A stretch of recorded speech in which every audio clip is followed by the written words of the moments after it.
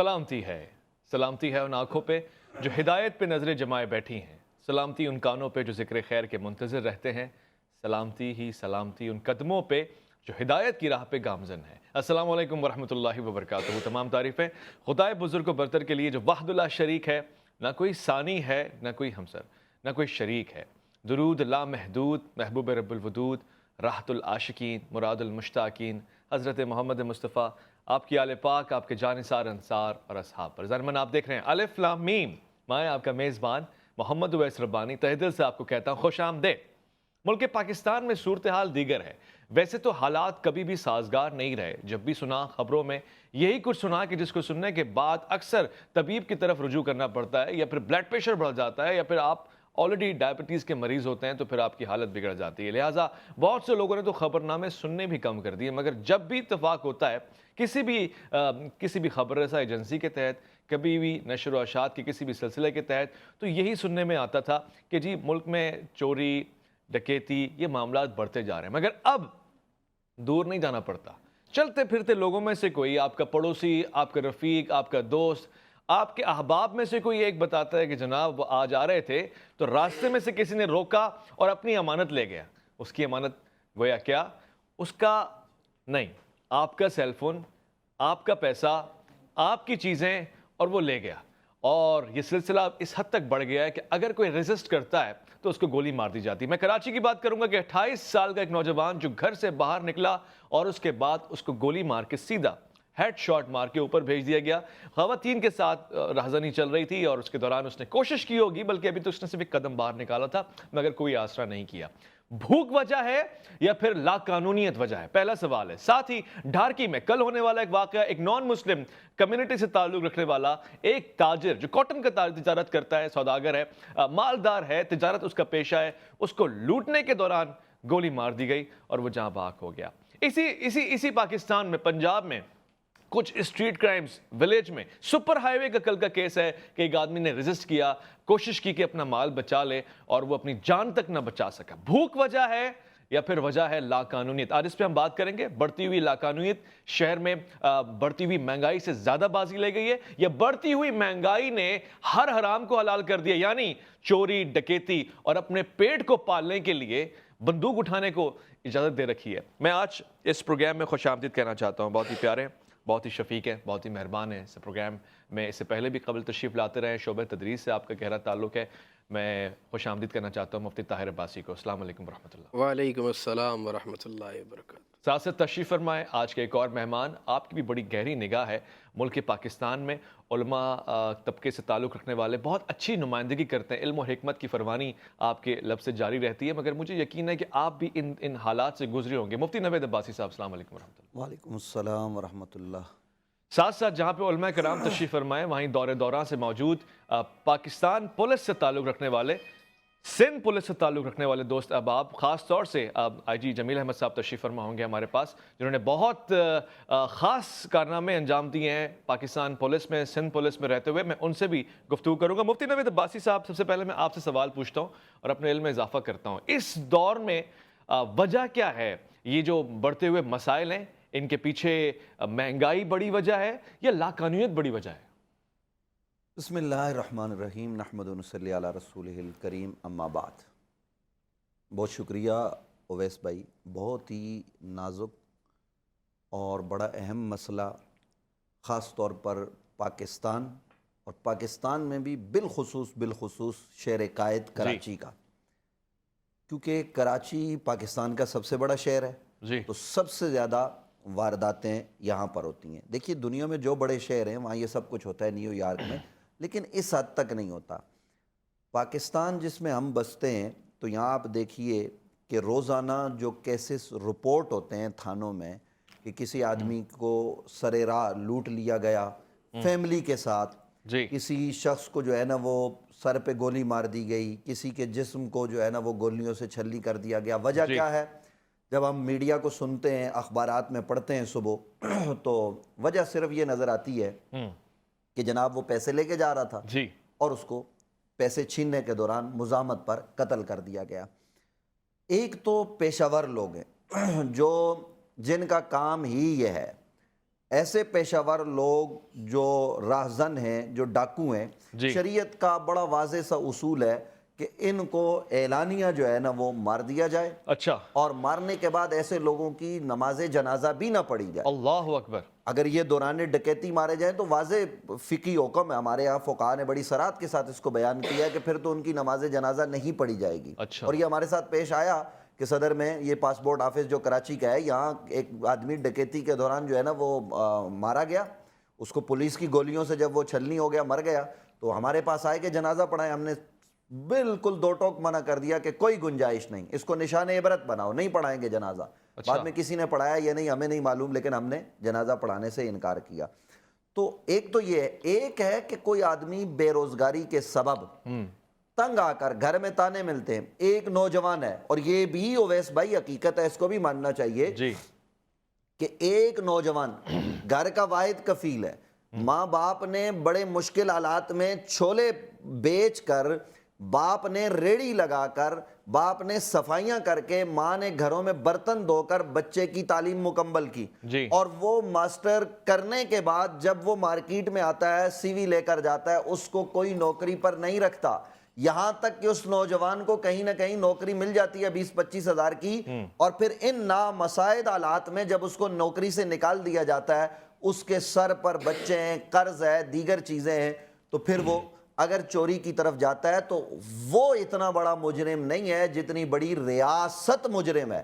اس لیے کہ ہمارے پاس یہ بات بھی موجود ہے کہ سیدنا حضرت فاروق اعظم رضی اللہ تعالیٰ عنہ نے اس زمانے میں جب قحط سالی کا دورہ ہوا اور آپ نے برابر اس کے انتظامات کیے، آج بات تو ہم ریاست مدینہ کی کریں، حکمران جو ریاست مدینہ کے تھے انہوں نے بند باندھا، قحط سالی اللہ کی طرف سے تھی، کوئی کسی انسانوں کی کریٹ کی چیز نہیں تھی، لیکن اویس بھائی حضرت فاروق اعظم نے کیا کیا؟ حضرت سیدنا فاروق اعظم رضی اللہ تعالیٰ عنہ نے یہ کیا کہ جو چھوٹی موٹیاں چوریاں ہوتی تھی نا، کسی نے کسی کی روٹی چوری کر لی، آٹا نکال لیا، یہ چیزیں، انہوں نے یہ سزائیں جو ہے نا وہ معطل کر دی، اور کہا اس وقت تک سزا نہیں دوں گا جب تک ان کی دہلیز پر رزق نہ پہنچا دوں۔ خوبصورت ہے، یہ ہے فاروق اعظم بڑا رضی اللہ تعالیٰ عنہ ریاست مدینہ کا ہم نام لیتے ہیں تو ریاست مدینہ کے طور اتوار یہ ہیں، تمیز و تمدن یہ ہے، اخلاق یہ ہے، آداب یہ ہیں، قوانین یہ ہیں، اور وہاں کے ایوانوں میں یہ سب کچھ ہوتا رہتا ہے۔ میں ایڈیشنل آئی ٹی صاحب جمیل صاحب تشریف فرمائے، میں آپ سے پوچھنا چاہوں گا، پہلے تو آپ کو سلام کہوں گا، ساتھ ساتھ آپ کے سامنے یہ رکھوں گا کہ 72,000 سے زیادہ وارداتیں خود کراچی شہر میں ہوئی ہیں، کتنے لوگ تو ریزسٹ کرتے ہوئے مار دیے گئے ہیں۔ یہ کہوں تو غلط نہیں ہوگا کہ غربت، مہنگائی یہ بھی ایک وجہ ہو سکتی ہے، مگر کنٹرول کرنے کی بھی کوئی وجہ ہے کہ پولیس والے کم پڑ گئے اور مجرم زیادہ بڑھ گئے ہیں تعداد میں؟ اب تو دن دہاڑے ڈکیتی ہوتی ہے اور لوگ مار دیتے ہیں، تو کیا ایسے حالات میں کوئی شہری اٹھ کے کسی کو مار دے تو اس پہ ایف آئی آر کٹے گی، وہ مجرم ثابت ہوگا؟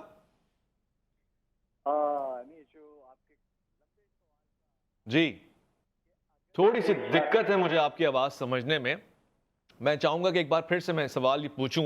آپ صحیح کہہ رہے ہیں، چلیں سیلف ڈیفینس کا زمرہ آسان لغت میں، مگر وہ شہری ظاہر مشتعل ہو کر کسی طور سے جب دیکھ رہے ہیں کہ 28 سالہ نوجوان گھر سے باہر نکلا اور گولی اس کو مار دی گئی، اسی طرح کوئی تاجر ہے، ابھی ڈھارکی کا واقعہ جو ہوا، تو ایسی صورتحال میں شہری مل کے پولیس بن جائیں، یہ مناسب ہوگا؟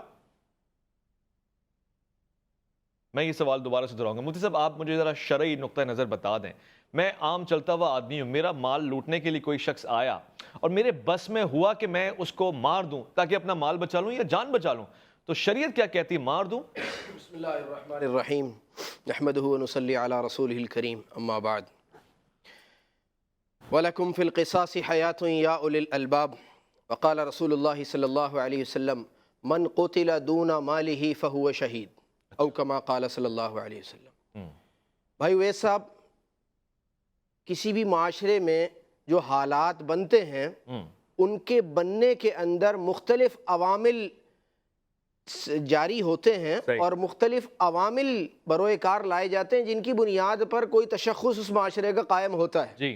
ایسا ہی نہیں ہو جاتا کہ کوئی ماں کی گود سے چور پیدا ہو جائے، نہیں ہوتا، ماں کی گود سے ڈاکو پیدا ہو جائے، ماں کی گود سے جہالت، الٹریسی وجود میں آئے، ایسا نہیں ہوتا۔ تو ہمارے معاشرے کے اندر جو جرائم کی صورتحال ہے، سب سے پہلے اس کو اگر اسٹیٹسٹیکلی ہم دیکھیں کراچی سے خنجراب تک، تو سب سے زیادہ، جیسا کہ آپ کی تقدیم سے یہ بات واضح ہو رہی ہے کہ اس کا تناسب کراچی شہر میں زیادہ پایا جاتا ہے. میں لٹرلی آپ کو ایک بات بتاؤں جی کہ شہریوں کے بارے میں جو آپ نے فقہی مسئلہ پوچھا ہے کہ وہ اپنے تحفظ کے لیے کسی کو مار دیں، جی تو بھائی سب سے پہلی بات یہ ہے کہ اپنے تحفظ کے لیے مارنے کے لیے آدمی کو اعلیٰ تحفظ درکار ہوتا ہے. جی میں مشرق مغرب کی بات کرنے کے بجائے حال میں اپنی بات آپ کو عرض کرتا ہوں. بتائیے، فرمائیے. میں چیمبر آف کامرس کا سٹنگ ممبر ہوں، اچھا. میں منسٹری آف ڈیفنس کا DHA ممبر ہوں. آج مجھے تقریباً 1.25 سال ہو رہا ہے. اچھا. محکمہ پولیس گواہ ہے، SSP سینٹرل صاحب گواہ ہیں. 1.25 سال ہو رہا ہے اپنا قانونی تحفظ حاصل کرنے کے لیے ایک ہتھیار کے لائسنس کی NOC مجھے حاصل نہیں ہوئی ہے. نہیں مل رہی آپ کو؟ آپ مجھے یہ بتائیں کہ آج اگر کوئی مجھے مارنے آتا ہے تو میرا محافظ کون ہے؟ نمبر 1 بات. نمبر 2 بات یہ کہ اس وقت حاضرین مجلس بشمول میرے معزز و محترم مفتی صاحب سمیت کوئی ہی شاید ایسا ہو کہ جو شہری حالات سے ابھی تک محفوظ رہ سکا ہو، ورنہ جیسے آپ نے کہا کہ وہ اپنی امانت وصول کر لے جاتے ہیں. جی کیا اب تک تاریخ میں IG صاحب ہمارے ساتھ پروگرام میں بیٹھے ہیں اور میں سلام پیش کرتا ہوں ایسے پولیس افسران کو جو ایڈورڈ کالج کے گریجویٹ میڈیکل ڈاکٹر ہیں ڈاکٹر صاحب، اور ڈاکٹر صاحب جیسے ایک انسانیت کے ہمدردی رکھنے والے ڈاکٹر حضرات اگر اس شعبے میں آتے ہیں تو توقع ہم یہ رکھتے ہیں کہ جب ایسے واقعات ہوں گے، مجرم جب پکڑے جاتے ہیں، مجھے بتائیے کہ کتنے مجرمین کو سزا دی گئی ہے. قرآن کریم یہ کہتا ہے، تو پولیس کا کام نہیں ہے نا. قرآن کریم یہ کہتا ہے وَلَكُمْ فِي الْقِصَاصِ حَيَاتٌ يَا أُولِي الْأَلْبَابِ.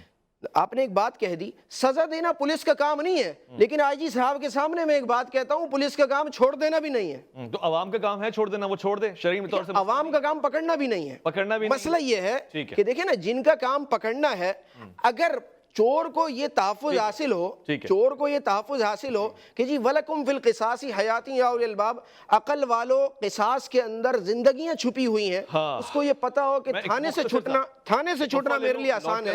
تو جب ایسی صورتحال ہوگی تو ویس بھائی آپ مجھے بتائیں کہ چوری کس کے لیے مشکل ہے؟ بہت بہت مشکل ہو جانی چاہیے تھی، مگر آسان ہو گئی ان لوگوں کے لیے جن کے پاس کوئی آپشن نہیں تھا. بٹ کہتے ہیں انگریزی میں بیگرز کانٹ بی چوزرز، جس کے پاس کوئی وسائل ہی نہ ہو اور وہ بھوکا مر رہا ہو، اور جس کے پاس صبح کے بعد شام اور اگلے دن کی روٹی اور لباس کا بندوبست نہ ہو، مکان مالک کرایہ مانگ رہا ہو، بچے بھوک سے تڑپ رہے ہوں، اس پہ چوری کرنا حلال ہوئی کہ نہیں ہوئی؟ آج میرا سوال بھی یہی ہے، مگر آپ لوٹ کر آئیں گے تو جواب لوں گا. الف لام میم میں آپ کا انتظار ہے.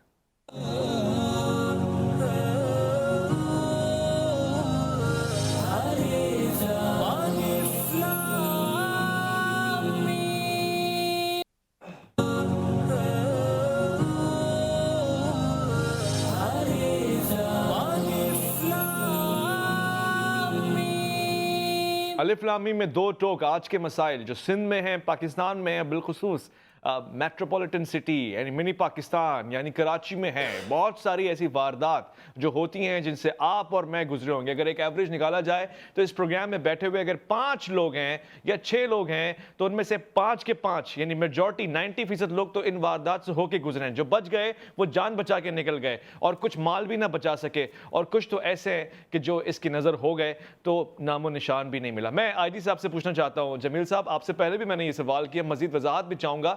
ایسی صورتحال میں کیا کرے ایک عام آدمی؟ یعنی اگر اس کو گھیر لیں ڈاکو، ڈکیتی کرنے والے، پروفیشنل یا ان پروفیشنل جو بھی ہیں، وہ اگر گھیر لیں اور شہریوں کے ہاتھ لگ جائے تو کیا شہریوں کو یہ حق حاصل ہے سیلف ڈیفینس کے لیے وہ اس کو مار دیں اور اپنی جانیں بچا لیں؟ دیکھیں، لیکن اگر کوئی عام نہیں ہے، وہ ایک سے زیادہ لوگ ہیں یا وہ جسمانی طور پہ زیادہ طاقتور ہے اور وہ آپ کو اوور ویلم کر کے آپ کی ویلیبلز آپ سے چھیننا چاہتا ہے، تو تب آپ کو یہ حق نہیں کہ آپ اس کو شوٹ کریں. آپ بھی اتنا ہی طاقت کا تقریباً استعمال کریں گے جتنا آپ کو ڈر ہے کہ وہ ملزم کرے گا. جہاں تک اسٹریٹ کرمنلز کو اگر لوگ پکڑ لیں تو پھر انہیں کیا کرنا چاہیے؟ دیکھیں، اگر تو وہ کسی کی بھی زندگی کے لیے تھریٹ بنتا ہے، وہ اپنا ویپن نکالتا ہے، وہ یوں لگتا ہے کہ جیسے فائر کر سکتا ہے، تو لوگ بھی جو اس کے گرد ہیں اپنی جان بچانے کے لیے کچھ بھی کر سکتے ہیں. لیکن اگر وہ اپنا ویپن گرا دیتا ہے اور وہ اپنے آپ کو سرنڈر کر دیتا ہے تو پھر لوگوں کا یہ فرض ہے کہ وہ اس کو اپنی کسٹڈی میں لے لیں. اسے ہم سٹیزن کسٹڈی کہتے ہیں. اچھا. ایک شہری کسی بھی مجرم کو ملزم کو اپنی کسٹڈی میں لے سکتا ہے. یہ سویلین اریسٹ ہے. لیکن اس اریسٹ کے بعد اس نے قریبی پولیس اسٹیشن یا قریبی پولیس پیٹرولنگ موبائل سے رابطہ کرنا ہے یا جو بھی اسے کوئی لا انفورسمنٹ آفیشل نظر آتا ہے جی. اور اس نے اس ملزم کو اس کے حوالے کر دینا ہے اور اس کو بریف کرنا ہے کہ کن حالات میں اس کرمنل کو اریسٹ کیا گیا ہے. تو اس کے بعد پھر یہ پولیس کا کام ہے کہ وہ اس کو فارملی اریسٹ کرے, کیس رجسٹر کرے اور اس کو پروسیکیوٹ کرے. لیکن بدقسمتی سے اسٹریٹ کرائم کو انفارچونیٹلی ہمارے نظام میں ابھی تک لیگلی اتنی اہمیت نہیں دی گئی. اچھا. جس کی وجہ سے اسٹریٹ کرمنل بڑی آسانی سے ایک آدھ پیشی پر ہی بیل آؤٹ ہو جاتا ہے. واہ. اور وہ باہر نکل کے پھر دوبارہ پولیس کا بھی مذاق اڑاتا ہے اور لوگوں کی زندگی اور ان کی پراپرٹی کے لیے بھی تھریٹ دوبارہ بن جاتا ہے. یعنی آئی صاحب جو مرڈر بھی کر دیتا ہے, جو اسٹریٹ کرائم کے دوران کسی کو شوٹ کر دیتا ہے, وہ بھی بچ جاتا ہے ہمارے اس عدالتی نظام سے؟ نہیں, دیٹ از ڈفرینٹ. اگر خدا نخواستہ کوئی مرڈر کر دیتا ہے, جو کہ تھینک گاڈ کبھی کبھار ہوتا ہے, نارملی تو لوگ اب اتنے سمجھدار ہو گئے ہیں کہ اگر ان کے پاس کوئی دفاع کے لیے ویپن نہیں ہے تو وہ اپنا موبائل فون یا اپنا والیٹ ملزم کے حوالے کر دیتے ہیں اور وہ کہتے ہیں کہ جان بچ جائے, یہ مال تو دوبارہ آ سکتا ہے. لیکن اگر خدا نخواستہ کوئی ریزسٹ کرتا ہے اور وہ اس کو شوٹ کر دیتا ہے تو ایسے ملزم کو اسٹل ہمارا سسٹم زیادہ سیریسلی لیتا ہے, لیکن وہ ہمیشہ کے لیے جیل میں نہیں رہتا. اچھا. اور اس کی بھی کچھ زیادہ دیر کے بعد نسبتاً بیل ہو جاتی ہے اور most of them they come back into the field اور پھر وہ وہی کرائم دوبارہ کرنے. تو آپ نے فرمایا کہ ایک شہری سمجھدار ہوگا اگر وہ بندوق کو سامنے دیکھے اور جو کچھ بھی اس کے پاس ہے وہ کہے بغیر ہی نکال کے دے دے کہ جناب یہ آپ کی امانت ہے, اس کو سمجھ کہتے ہیں, عقل کہتے ہیں. مگر پولیس کب سمجھدار ہوگی کہ ایسے مجرم کو جو بار بار آتے ہیں ان کو اسی وقت شوٹ کرے, مارے, قصہ ختم کرے؟ کیا اس کی اجازت نہیں دیتا قانون؟ اس کی اجازت قانون تو نہیں دیتا اور عدالتیں بھی نہیں دیتی. لیکن یہ ہے کہ بعض سچویشنز میں جب ملزم مسلح ہوتا ہے اور اس نے کوئی تازہ واردات کی ہوتی ہے اور وہ پولیس کو بھی اپنے ویپن سے تھریٹن کرنے کی کوشش کرتا ہے تو بالکل پولیس کو بھی یہ اختیار ہے کہ وہ اپنے تحفظ کے لیے رسپونڈ کریں اور اس کو شوٹ کر دیں. اور ایسے واقعات بھی ایک آدھ ہفتے میں کراچی میں ہو ہی جاتا ہے. یہ جو بعض دفعہ میں جی ڈاکٹر جلیل صاحب مفتی نوید عباسی عرض گزار ہوں, یہ آپ سے پوچھنا چاہ رہا ہوں, بعض دفعہ پولیس والے خود بھی ایسی وارداتوں میں ملوث پائے گئے ہمارے شہر میں, اور پھر ایسے پولیس آفیسر میں آپ کے منہ پہ کسی کی تعریف کرنا, اس کو تو تلوار سے ذبح کرنا ہے, صحیح حدیث ہے, لیکن جس زمانے میں آپ ساؤتھ میں تھے تو کم از کم, میں اور تھانوں کی بات نہیں کر رہا, آپ کے بالکل جو ساتھ میں تھانہ تھا سیول لائن, اس علاقے میں وارداتیں کم ہو گئی تھی اور منشیات کے کاروبار جہاں ہو رہے تھے وہ بھی کم ہو گئے تھے. تو اس طرح کا افسر جب تبدیل ہو جاتا ہے تو یہ چیزیں پھر علاقے میں کیوں زیادہ ہو جاتی ہیں؟ کیا پولیس کہیں سرپرستی تو نہیں کرتی؟ یہ ذرا قبلہ ارشاد فرمائیے. جی انفارچونیٹلی ماضی میں پولیس کے اندر مختلف ادوار میں کرمنل ایلیمنٹس بھی شامل کر دیے گئے, شامل ہو گئے, اور ان کو ڈسکور کرنے میں, ان کو کرائم میں انوالومنٹ میں, ایویڈنس کے ساتھ گرفتار کرنے میں, ان کے خلاف ایکشن میں ظاہر ٹائم لگتا ہے. اب کچھ سالوں سے سندھ پولیس میں بھی, پنجاب پولیس میں بھی نسبتاً بہت زیادہ میرٹ پہ بھرتی ہوتی ہے. لیکن آپ سب ماشاءاللہ کراچی کے رہنے والے ہیں, آپ کے علم میں ہے کہ کچھ سال پہلے تک جو بھرتیاں ہوتی تھیں وہ بہت زیادہ میرٹ پہ نہیں ہوتی تھی اور اس میں کچھ اور بنیادوں پر کچھ لوگوں کو بھرتی کرا دیا جاتا تھا جو پھر کسی اور کے انٹرسٹ کو واچ کرتے تھے اور اس کے ساتھ ساتھ کرائم میں انڈلج کر کے اپنے اکنامک انٹرسٹ کو بھی سرو کرتے تھے. یہ ایک بڑا پرابلم رہا ہے. اب ایسے زیادہ تر ایلیمنٹس سندھ پولیس میں سے نکال دیے گئے ہیں, بٹ اسٹل کچھ ایلیمنٹس ابھی بھی ہیں اور کچھ کی کوئی پرٹیکولر ایسی ریزنز ہوتی ہیں, اس کی بیک گراؤنڈ ہوتی ہے, اس کی کوئی کمپنی ہوتی ہے, یا بعض اوقات پولیس آفیشل کسی الزام میں جیل میں جاتا ہے تو جیل میں اس کی دوسرے مجرموں کے ساتھ دوستی ہو جاتی ہے, وہ پھر بعض اوقات فیسیلیٹیٹ کرتے ہیں کرائم. لیکن اس کے حوالے سے زیرو ٹالرنس ہے, اور جس کے بارے میں بھی کبھی شک ہوتا ہے اور ایویڈنس ہوتی ہے اس کے خلاف بھرپور ڈپارٹمنٹل بھی اور کرمنل بھی پروسیڈنگ. دیکھیں اندازہ لگائیے حاجی صاحب, ہمارے پاس دو علماء کرام تشریف فرمائے, دونوں مفتیان کرام کہیں نہ کہیں سامنا کر چکے ہیں بالمشافہ ایسی وارداتوں کا, کہیں نہ کہیں سے گزر ہوا ہے اور ظاہر بخوبی جانتے ہیں ان چیزوں کو. جب علماء طبقہ بھی محفوظ نہیں ہے, عالم فاضل طبقہ محفوظ نہیں ہے, ڈاکٹرز, انجینئرز, پڑھے لکھے لوگ محفوظ نہیں ہیں, تو پھر ہم کس طرح سے اپنی نجات کا راستہ تلاش کریں؟ وہ ایک زمانے میں سنتے تھے ہاف فرائی فل فرائی, وہ پولیس کے لیے ممکن ہے؟ کیا وہ اچھی اصطلاح ہے اور کیا اس طرح سے جرائم کو کم کیا جا سکتا ہے؟ اگر یہ نہیں تو پھر کون سی اصطلاح ہو سکتی ہے؟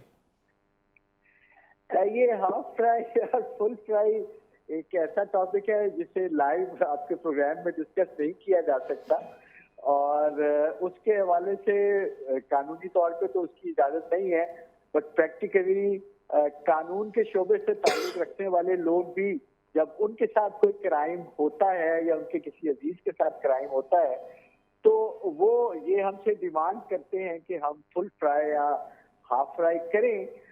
تو بس اس کے حوالے سے اب میں زیادہ مزید نہیں کہہ سکتا کہ جب کسی خود ایسی سچویشن کا سامنا کرنا پڑتا ہے تو وہ اس آئیڈیا کو سپورٹ کرتا ہے, ورنہ تھیوریٹیکلی آپ کسی لائر سے پوچھیں یا کسی جج سے پوچھیں تو وہ اس کو اپروو نہیں کرے گا. لیکن دیکھنا یہ چاہیے کہ آخر یہ کرائم ہوتا کیوں ہے, اس کی وجوہات کیا ہیں.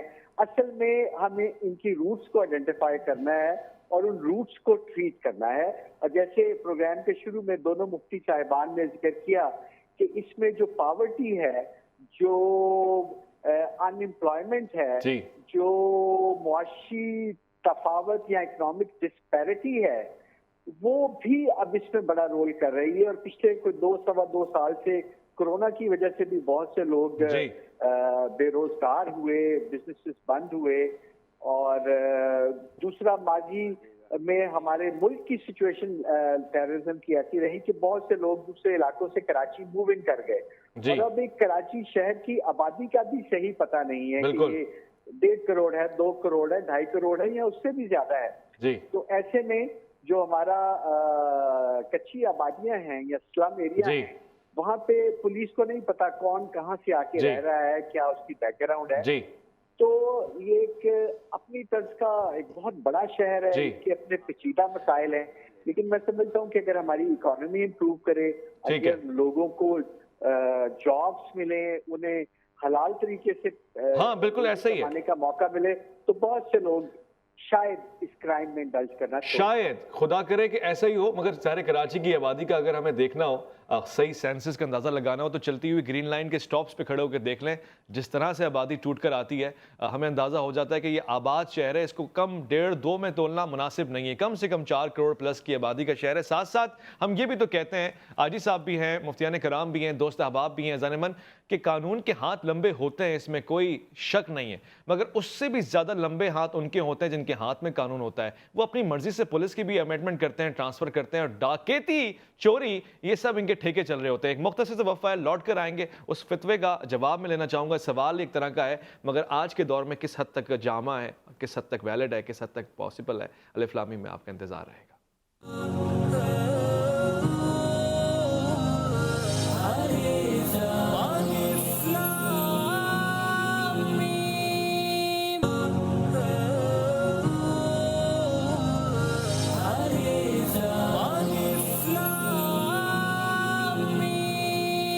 مفتی طاہر عباسی صاحب تشریف فرمائیں, مفتی نوید عباسی صاحب تشریف فرمائیں.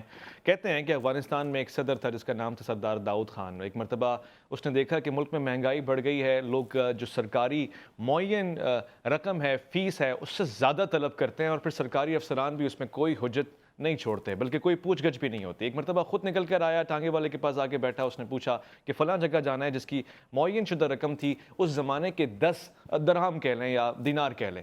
تو اس ٹانگے والے نے کہا کہ میں تو سرکاری معین کاؤنٹڈ رقم نہیں لیتا. تو اس نے یہ کہا کہ 20 اس نے کہا اور اوپر، کہا 30 اور اوپر، 40 اور اوپر، 50 اور اوپر، یہاں تک کہ جب اس نے کہا 100 تو اس نے کہا مار تالی، یعنی بیٹھ جاؤ، بات ڈن ہو گئی، ڈیل ڈن ہو گئی۔ جب یہ سفر پہ نکلے ہیں تو ٹانگے والے نے سوال پوچھ کے کہا کہ جناب تم ہو کون؟ کسان ہو؟ اس نے کہا اور اوپر۔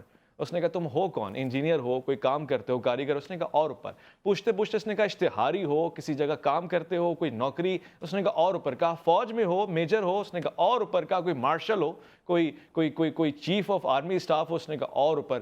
کہا کہیں تم صدر تو نہیں ہے؟ اس نے کہا مار تالی۔ اب جب یہ پوچھتا ہے کہ سزا کیا دو گے، جرمانہ لگاؤ گے؟ کہتا ہے اور اوپر۔ کہتا ہے کہ اچھا تم مجھے جیل بھیجو گے؟ کہتا ہے اور اوپر۔ اچھا تم مجھے جلا وطن کرو گے؟ کہتا ہے اور اوپر۔ نہیں کہیں تم مجھے پھانسی تو نہیں دو گے؟ کہتا ہے مار تالی۔ ایسی ایک تالی ہے جو ہمارے چہروں پہ پڑنی چاہیے ان لوگوں کے جو جرم کرتے ہیں، مگر اگر جرم کے پیچھے وجہ بھوک ہو، افلاس ہو، شریعت، وہی شریعت جو اس وقت اس ناپسندیدہ چیز کے گوشت کو جو حرام کہتی ہے حلال کر دیتی ہے۔ میں مفتی نوید عباسی صاحب سے پوچھنا چاہتا ہوں، کیا شریعت ایسے دور میں جہاں مہنگائی حد سے زیادہ بڑھ جائے، عام آدمی کے بس میں نہ ہو کہ وہ روٹی کھلا سکے 2 وقت کی، کرایہ اور ٹرانسپورٹ اور دیگر قرض دار اس کے پیچھے دوڑ رہے ہو، تو کیا ایسے حالات میں چوری حلال ہو جائے گی؟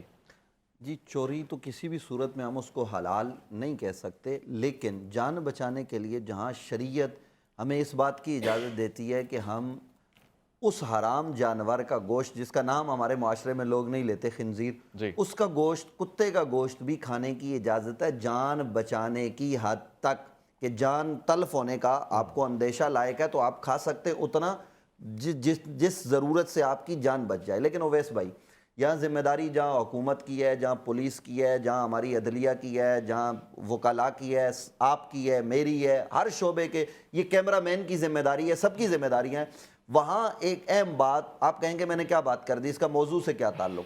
شہر میں بیٹھے ہوئے وہ تمام لوگ، کراچی ہو یا کراچی سے باہر، اور خاص طور پر کراچی، جو اللہ کے نام پر لوگوں کو دسترخوانوں پر روٹی کھلاتے ہیں، میں ان سے ہاتھ جوڑ کر کہتا ہوں اللہ رسول کا واسطہ، لوگوں کو منگتا مت بناؤ، بیکاری مت بناؤ۔ وہ پیسہ زکوٰۃ کا، صدقے کا، خیرات کا جس شعبے سے آپ کے پاس آتا ہے، آپ اور کچھ نہیں کر سکتے تو آپ اس ملک میں یہ لنگر خانے بند کرو، لنگر کھلانا یہ خانقاہوں پہ چھوڑ دو، یہ مزاروں والے کھلائیں گے، بابے ان کے پاس لنگر لگا ہوا ہے، آپ یہ چوکوں چوراہوں سے ختم کریں، جو پیسہ آپ کے پاس آ رہا ہے وہ لیں، آپ کارخانے لگائیں، کیونکہ ایک آدمی کو روٹی ہی نہیں چاہیے ہوتی، اس کے گھر کی دیگر ضروریات بھی ہیں، دوا بھی ہے، اس کے بچوں کے فیس بھی ہے۔ وہ اگر وہاں سے لنگر گھر بھی لے گیا تو کیا اس کے بچے ان پڑھ رہیں گے؟ جب ان پڑھ رہیں گے، بڑے ہوں گے، تو پھر وہ یہی چوروں اور ڈکیتوں کے ہاتھ چڑھیں گے۔ اس لیے معاشرے کی اصلاح کرنی ہے، جہاں حکمران اپنی ذمہ داریاں پوری کر رہے ہیں وہاں میں حکمرانوں سے بھی کہوں گا لنگر خانے کھولنا یہ کمال نہیں ہے۔ مجھے آپ بتاؤ کہ مدینہ منورہ میں کون سا لنگر خانہ تھا؟ نبی علیہ السلام کے پاس جب کوئی مہمان آتا آپ گھر کا اٹھا کے دے دیتے تھے، لیکن کبھی آپ نے لنگر نہیں لگوائے اس طرح سے کہ لوگ اب بیکاری بن کر آ کر بیٹھ صفا جائیں۔ بھی لنگر خانہ نہیں ہے، صفا میں تو علم اور حکمت بٹ رہی ہے، رزق بھی بٹ رہا ہے۔ علم اور حکمت، اور وہاں پہ بھی لوگ بھوکے بیٹھے ہوئے ہیں کئی دن سے، اور ان کے لیے خیرات نہیں مانگی جا رہی، جو ضرورت کے تحت لا کے دے رہا ہے۔ میرا کہنے کا مطلب یہ ہے کہ آپ ملک میں کارخانے لگائیں، ایک کارخانہ کئی گھر چلائے گا، لوگوں کی ضرورتیں پوری کرے گا۔ یہ لوگوں کو ایجوکیٹ کرنے کی ضرورت ہے ہر سطح پر۔ مجرم ہر جگہ ہوتا ہے، میڈیا میں بھی ہو سکتا ہے، علماء میں بھی ہو سکتا ہے، پولیس میں بھی ہے، ہر جگہ پر ہے۔ مجرموں کو ان کے کیے کی سزا ملنی چاہیے، اور اچھے پولیس افسران اور تھانوں کے اندر بہتری لانے کی ضرورت ہے۔ میں حلفاً اور قسماً یہ بات کہہ سکتا ہوں، علاقے میں جتنے چور، چکار، 2 نمبر لوگ ہوتے ہیں، وہ سب، وہ جو پولیس کا نیچے انٹیلیجنس والا ہوتا ہے نا، سفید کپڑوں میں گھومتا ہے، وہ سب کو جانتا ہے۔ کئی دفعہ میں گیا ہوں تھانے میں، انہوں نے کہا اچھا یہ کام فلاں نے کیا ہوگا، پکڑ بھی لیا۔ اب ہمارے کہنے پر پکڑ لیا، ہو سکتا ہے دوسرے دن چھوڑ دیا۔ یہ چیزیں سوچنے کی ضرورت ہے، اور خاص طور پر کارخانے لگائیں تاکہ لنگر خانے بند کریں، کارخانے شروع کریں، آپ یہ کہنا چاہ رہے ہیں، ٹھیک ہے۔ مگر وہ مفتی صاحب جو مکتب ہے، جو تبلیغ کی جگہ ہے، جہاں سے آواز فلاح آتی ہے، وہاں پہ اگر کوئی چوری کرنے والا آ جائے، میں مثال کے طور پہ ایک بات کرتا ہوں جس سے جرائم سرزد ہوئے ہیں، اس کے لیے، اس چور ڈکیت کے لیے کوئی راہ نجات ہے؟ کوئی سوسائٹی میں اس کو اچھی نگاہ سے دیکھ کے تبدیلی دے سکتا ہے، اس کی بھوک، اس کی ضرورت کو پورا کر سکتا ہے، یا ہم اس کو چور ڈکیت کہہ کے مارنے ہی پہ صفا کریں گے؟ بھائی ویسا اللہ تعالیٰ کا بڑا فضل ہے بر صغیر کے اوپر کہ اسلام کی نشت ثانیہ، بلکہ اب تو ثالثہ کہا جائے، کہ بر صغیر میں ایسے مراکز اور اللہ نے ایسی انفاس قدسیہ شخصیات بھیجی ہیں کہ جن کی تخصیص اور ان کا خاصہ یہ رہا کہ انہوں نے ایسے طبقوں میں کام کیا، ڈاکوؤں کے اندر کام کیا، چوروں کے اندر کام کیا. میں نام نہیں لینا چاہتا، لیکن اس وقت کے بہت سارے ایسے لوگ بھی نظر آتے ہیں جن کا سابقہ چوری ڈکیتی ہے، لیکن ہم اس کو اس معاشرے میں یا ان حلقوں میں جا کے تلاش کر سکتے ہیں، ان خانقاہوں میں، ان مراکز میں، ان مساجد میں، جہاں یہ طبقہ آپ کو ملے گا. اور میں یہ سمجھتا ہوں کہ انسان کو اللہ تعالیٰ نے انسیت کے ساتھ رکھا ہے. ایک چور اور ڈاکو بھی کبھی بھی نہیں دیکھا دنیا کی تاریخ نے کہ وہ چوریاں اور ڈکیتیاں کر مالدار بن گیا. اچھا، کوئی چور ہی رہتا آپ نے دیکھا ہوگا، ایسا نہیں دیکھا ہوگا کہ چور نے کچھ سال چوری کی اور یہ میں نہیں، شاید آپ نچلے طبقے کو دیکھ رہے ہیں. جی میں نچلے طبقے، میں اوپر کے طبقے کی بات نہیں کر رہا، ملک لوٹ لیا. میں اس طبقے کی بات نہیں کر رہا جو انٹرنیشنل قسم کے چور ہیں، میں نیشنل قسم کے چوروں کی بات کر رہا ہوں. تو چوروں میں بھی فرقے بنا دیا. جی تو خصوصاً ہم جو روڈ سنیچنگ کی بات کر رہے ہیں، اسٹریٹ کرائمز کی بات کر رہے ہیں، تو یہ تو جن چوروں کی آپ بات کر رہے ہیں وہ اسٹریٹ کرمنلز میں سے نہیں آتے. وہ تو کنٹری کرمنلز ہیں. وہ تو کنٹری کرمنلز ہیں، انٹرنیشنل قسم کے لوگ ہوتے ہیں اور وہ بھی نامینیٹ ہوتے جاتے ہیں. خیر الحمدللہ ایسا بہت سا طبقہ کام کر رہا ہے، دین کے مختلف انداز میں کام کر رہا ہے. انسان کو اللہ نے انسیت کے ساتھ رکھا ہے. یہ چور بھی اپنے ذات کے اندر پریشان ہوتے ہیں. کوئی بھی آدمی یہ نہیں چاہتا، کسی بھی چور کو آپ پکڑیں کہ کیا تو یہ چاہتا ہے کہ تیری اولاد بھی چوری کرے؟ وہ کبھی نہیں چاہتا کہ میری اولاد ڈاکو بنے، میری اولاد چور بنے. چور ہمیشہ یہ چاہتا ہے کہ میری زندگی جیسی تیسی گزر گئی، میری اولاد ایسی نہ ہو. اس وقت اویئرنیس کی ضرورت ہے.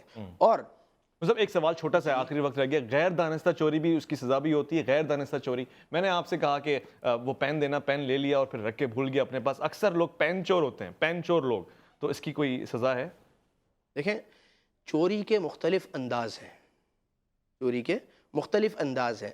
اپنی جاب ڈسکرپشنز میں نیگلیجنس کرنا یہ بھی ایک چوری ہے. واہ واہ واہ.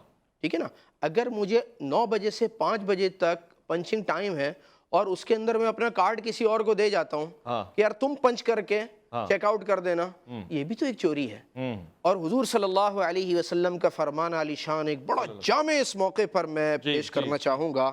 آپ علیہ الصلوۃ والسلام نے فرمایا بتاؤ سب سے بدترین چور کون ہے؟ صحابہ نے کہا اللہ اور اس کا رسول زیادہ جان. فرمایا بدترین چور وہ ہے جو نماز میں سے بھی چوری، واہ واہ خوبصورت، بہت، اس کے رکوع میں چوری کر لے، اس کے سجدے کو ٹھیک طریقے سے ادا نہ کرے. تو کسی بھی چیز کو اس کے حق کی ادائیگی کے بغیر چلانا یہ چوری ہے. چوری اور اس کا تعلق بھوک سے نہیں ہے. اچھا، اس کا تعلق فطرت سے ہے. فطرت سے ہم اپنی، میں اس موقع پر 2 طبقوں کو ضرور کہہ کے اپنی بات مکمل کروں گا. ایک تاجر برادری، مفتی صاحب نے ایک بہترین بات کہی.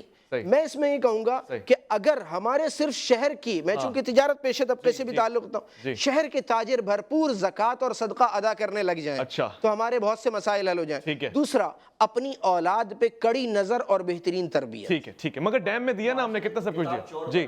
جی کتاب چور بنائیں، کتاب چور بنائیں، جوتے چور نہ بنے، مسجدوں سے لوگوں کے بیگ نہ اٹھائیں، کتاب چور بنائیں. مفتی نوید عباسی صاحب کا بہت بہت شکریہ. مفتی طاہر عباسی صاحب کا بہت بہت شکریہ. علماء فرما رہے تھے کہ معاشرے کو کتاب چور بنائیں. آپ پتہ نہیں کیوں پین چور بن رہے ہیں.